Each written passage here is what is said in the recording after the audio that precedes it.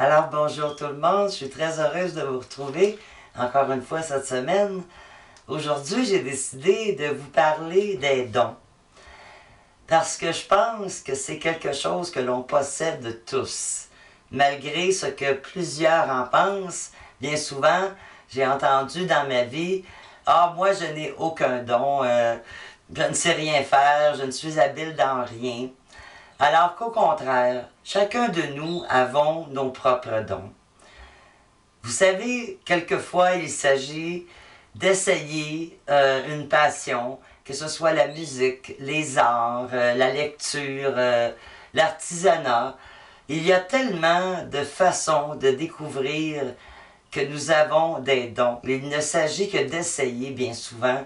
On se croit nul, on se croit incapable, mais on serait bien surpris de découvrir que effectivement nous pouvons faire plusieurs choses. Il ne s'agit que de le vouloir et de l'essayer. On dit qu'un don est un avantage reçu sans qu'on ait rien fait pour l'obtenir.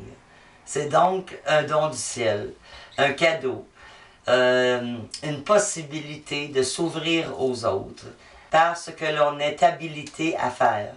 Il y a plusieurs façons aussi de faire des dons.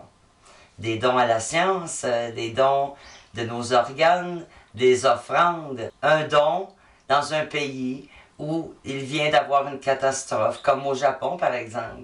Plusieurs ont donné au Québec, en tout cas dans ce que moi je sais, les Québécois ont la réputation d'être très généreux habituellement.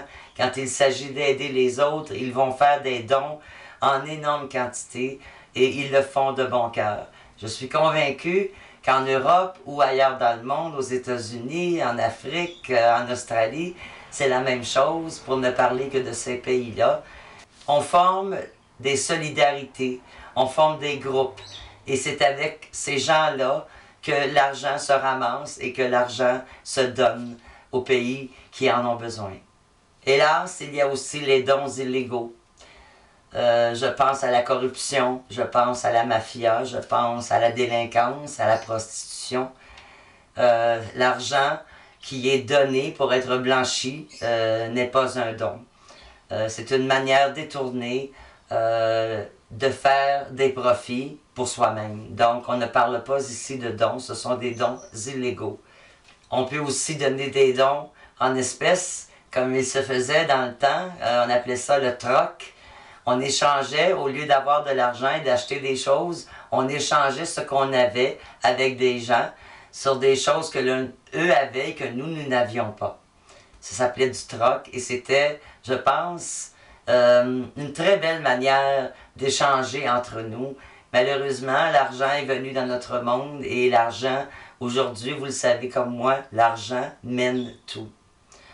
Mais si je reviens à mon sujet du jour, qui est les dons, je pense que faire don de soi-même aussi, donner ses organes, c'est quelque chose de grand.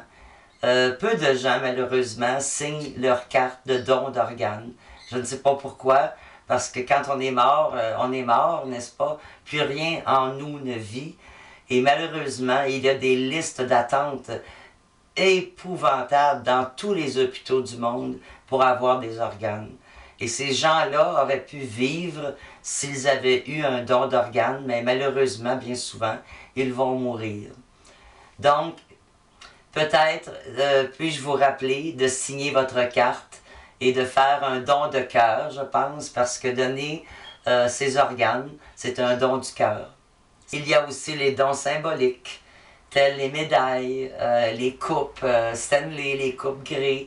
Ce sont des dons symboliques pour le sport, pour les gens qui ont travaillé très fort et qui méritent d'avoir ces médailles.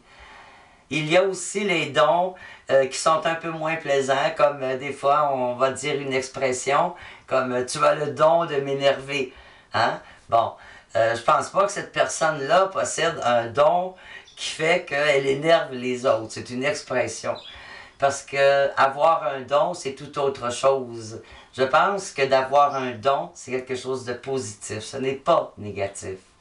Et puis, comme je vous l'ai dit au début, je suis certaine que vous avez des dons. Un, deux, trois, je n'en sais rien, mais tous et toutes avons des dons. S'il vous plaît, essayez de voir en vous, essayez de découvrir ce qui vous attire, ce que vous aimez. Est-ce que vous aimez la nature? Est-ce que vous aimez la musique? Est-ce que vous aimez les lettres? Qu'est-ce que vous aimez?